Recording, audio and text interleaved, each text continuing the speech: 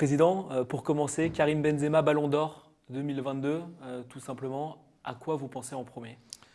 C'est une immense fierté avec beaucoup d'émotion parce que Karim est un enfant de l'OL, j'allais dire un enfant qu'on a vu grandir, qu'on a vu s'épanouir, qu'on a vu réussir pratiquement tout ce qu'il a entrepris.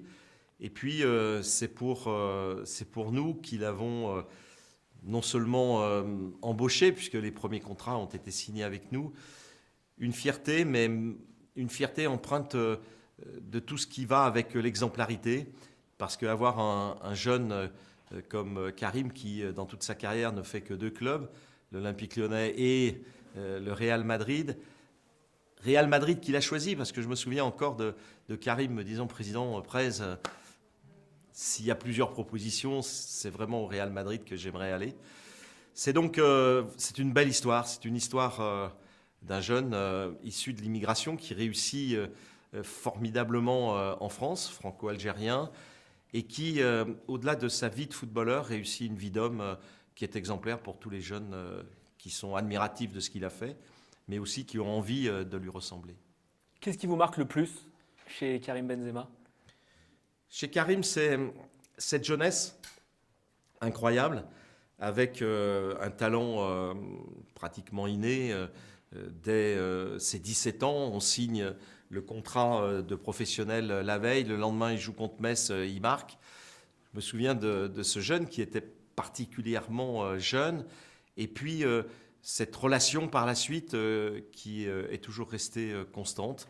Il y a eu, bien sûr, cette progression, ces 4 titres de champion, 4 trophées des champions, une Coupe de France.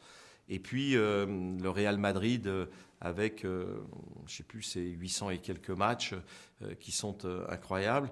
Cette aptitude à gagner avec le Real Madrid la Champions League, un peu comme nos féminines quand elles jouent avec l'Olympique Lyonnais. Voilà. Et puis maintenant, le parcours, pas facile, parce que quand on va vers les sommets aussi vite, aussi jeune, il y a plein de tentations. Et Karim a toujours su redresser la barre, a toujours su être exemplaire.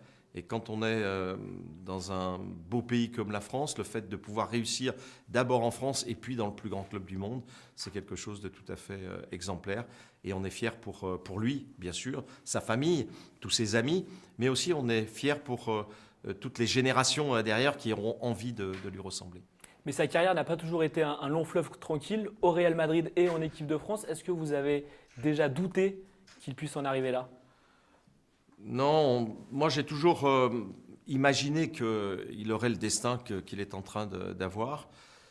J'avoue que j'étais quelquefois déçu de voir que les environnements ne sont pas toujours faciles, et c'est vrai qu'on a vite tendance, quand il y a quelque chose qui est différent ou qui ne fonctionne pas bien, à aller tirer des conclusions trop hâtives. Bon, c'est souvent le jeu de l'environnement médiatique, voire des réseaux sociaux.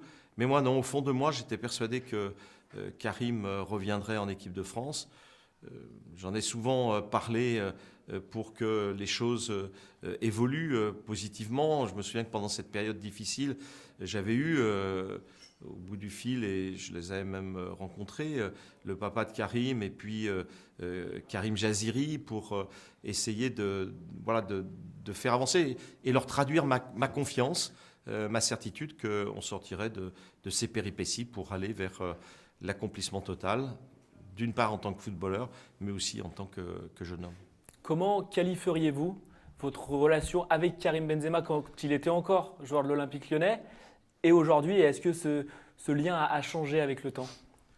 Oh ben, on se voyait tous les jours, ou presque, avant, puisque j'étais souvent présent au camp d'entraînement. Et c'est vrai que la relation, quand je vous parlais bien sûr que ce n'était pas mon fils, et je ne veux surtout pas prendre la place des parents, mais je le considérais un peu comme un fils et ou un petit-fils, compte tenu de la différence d'âge. Mais ceci étant, voilà, on était dans un contexte où il y avait beaucoup d'affection, beaucoup de respect, parce que Karim est quelqu'un de très très respectueux, qui dans sa famille a été élevé comme ça. Donc voilà. Alors par la suite, il y a eu beaucoup de contacts à chaque moment important. Je vous l'ai dit, il y a eu des moments difficiles et on est resté en contact, des moments plus faciles où je l'ai félicité pour ses succès.